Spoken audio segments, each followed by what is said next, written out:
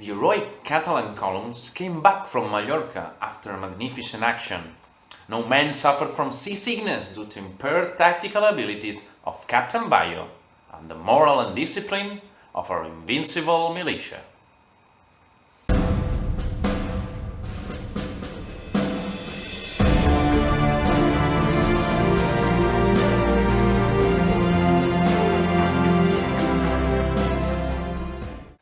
Good morning to everyone, I'm Pep and this is the Spanish Civil War. In this channel and for the next 3 years we will follow week by week the Spanish Civil War, its battles and the Holocaust that it provoked.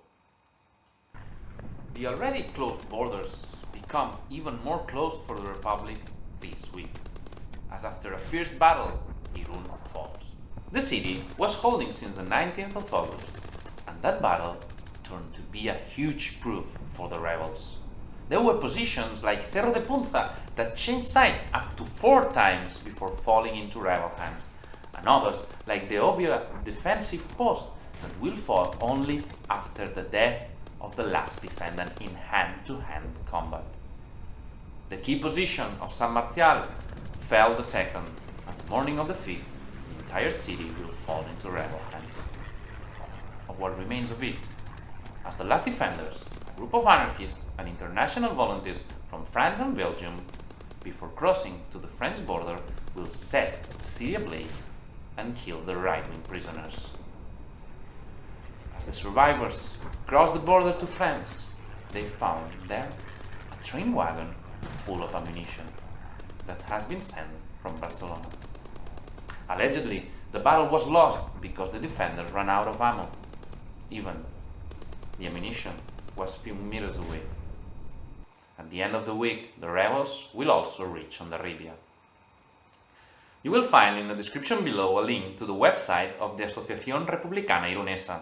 They've got an interactive map and information about the city during the uprising, the war, and the dictatorship. We've made a reference during the start of this campaign to Augusto Pérez Garmendia, officer loyal to the Republic that was wounded and captured by Berloegui during the first stages of the campaign. Garmendia was then transferred to Pamplona and left to die of gangrene, as his wounds were not treated. Berloegui, the rebel commander, said to him he was lucky with his wounds, otherwise he would have to kill him. Well, Berloegui received a wound in his leg during the final assault on Irun. The wound will end up in a gangrene that will kill him the 29th of September. Could we call it karma? Also in the north, but in the Galician front, the rebels are continuing to their advance, even with great difficulties because of the thought resistance. The heroes column that had arrived next to Salas last week will take the village the 4th after almost 1 week of fighting. Do you remember when we started our first episode with a quote from L'Espoir about a phone call? A similar situation happened this week, as the war minister, Hernández Sarabia, made a phone call to Talavera de la Reina, the last important city before Madrid, and was answered by a Muslim soldier. The importance of the city can be figured out if we go back to 1809. In the surroundings of the city, the Anglo-Spanish army under Viscount Wellington of Talavera tried to stop a French army that aimed to reach Madrid from the south.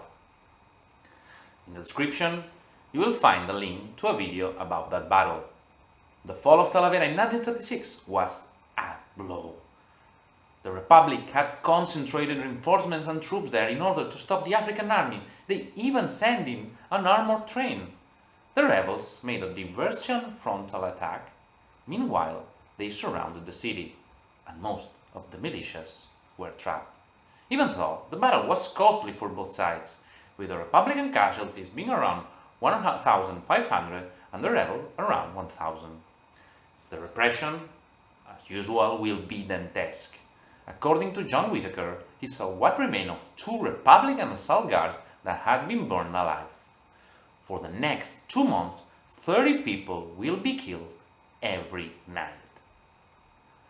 The fall of Talavera was the last blow for a government that could not work, that was forced to delegate the security of the buildings to their janitors, as the paseos continue to happen. A government that suffered defeat after defeat at the hands of the rebels. This week, Giral, the man that issued weapons to the people, the man that was leading a government that was not representative of the realities that were carrying with most of the fighting, resigned. Azaña will task Largo Caballero, leader of the socialist trade union UGT, to take its place. Caballero understands the need of a real government of coalition and accepts the task with one condition: the entrance of all the political realities to the government. The anarchists, of course, refused to take part in that government. They wanted the creation of a sort of syndical state ruled by a defense committee composed by the CNT and the UGT. The communists, instead, accepted the entrance to the government. Spain will be the first Occidental democracy where the Communist Party was part of the government. Another man suffered the consequences of Talavera, General Riquelme. Because of the defeats he suffered and the endemic mistrust the people had against the military, he was processed and won't receive any military charge until 1938. One of the first and most needed measures the Victory Cabinet took, yes, that was the inspiring name of the government, Victory Cabinet, was the creation of a central general staff, something much needed to start taking control of the war effort, a war effort that was continuously threatened as the rebels continued their advance, taking away Republican land and resources. The North Campaign, that for now culminated with the fall of Irun and the closure of the already closed French border, gave to the rebels almost 1,600 square kilometers of fertile land and ensured the isolation of the northern parts of Spain loyal to the Republic, where most of its heavy industry lied. In the south, Capo is advancing to get control of all Andalusia, and in the center, during this week, the 8th smallest troops under Monasterio will meet with an African detachment under Delgado Serrano at the north of Talavera, so the pacification of the zone could begin. In the Cordoba front, after the failure attempt by the Republican forces to take the city, the Battle of Cerro Muriano takes place this week. The nationalists, after 2 days of fight, will overrun the Republican defenses. See, even if not a decisive battle, it will become a symbol of the Spanish Civil War, as allegedly Robert Capa took there his famous photo Loyalist Militia, that you can see right now. I said allegedly because since the 70s, the veracity of the photo has been questioned. It seems clear that the photo was not taken where Capa told, but almost 50 kilometers away. Still today, the debate rages about if it was a staged photo or not. But going back to our times, we've started the episode with a journalistic report about the Catalan retreat from Mallorca, the magnificent action that aimed to put Mallorca under the control of the Republic turned to be a disaster, even if the press said the opposite. With the air superiority given by the Italian planes, the 3rd of September, the outnumbered rebel garrison of Mallorca counterattacked. During an Italian bombing raid, the ammo depot of the invading forces was blown up. The Republicans lacked a campaign hospital, and without the ammo depot, they had nothing to do. So after that magnificent action that led to nothing, during the night between the 4th and the 5th of September, and as ordered by Largo Caballero from Madrid, the Catalan whale retreated, leaving lots of corpses and equipment on the beach. The wounded they left in the monastery were killed by rebels as soon as they arrived.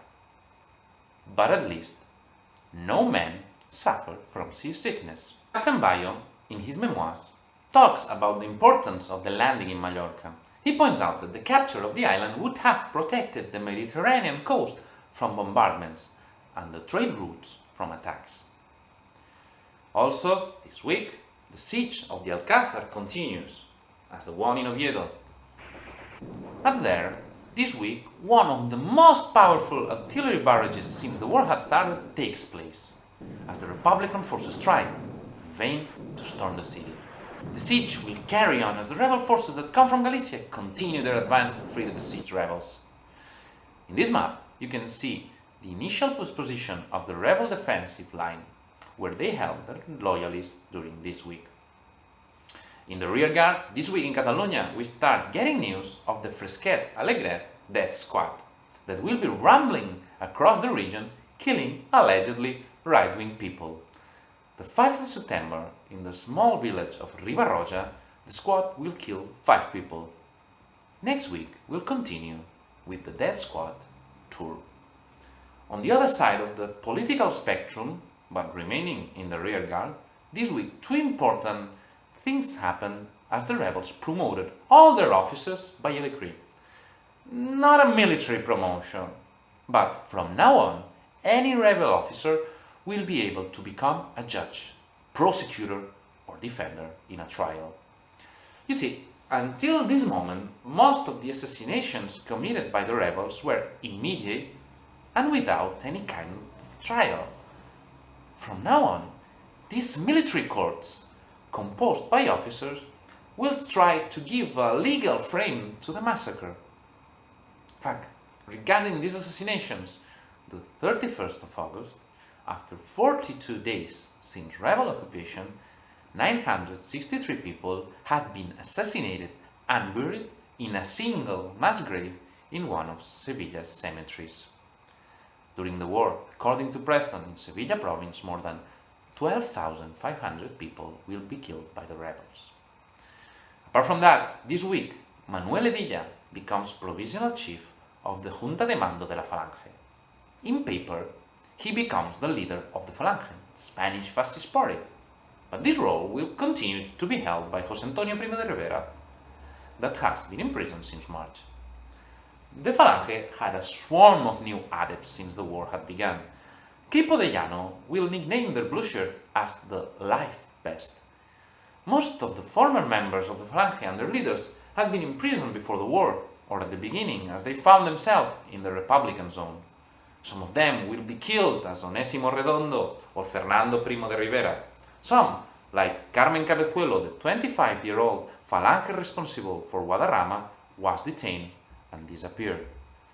This situation of lack of leadership will be used by the other rebels to control Falange. Apart from that, most of the newcomers didn't actually know about Falange ideology nor objectives, and there were between them criminals and in few cases ex-socialists or ex-anarchists that used the shirt as a life vest. So, with this couple of notes, we end this week. As always, if you missed last week's episode, here's the link. Please don't forget to like the video and subscribe us. If you enjoyed it, share it, because we have to bring light to the history of Spain. If you can take it to school also, do it. If you're able to support us in our Patreon channel or offer us a coffee, this could also be great. Thanks for your attention, goodbye, and salute.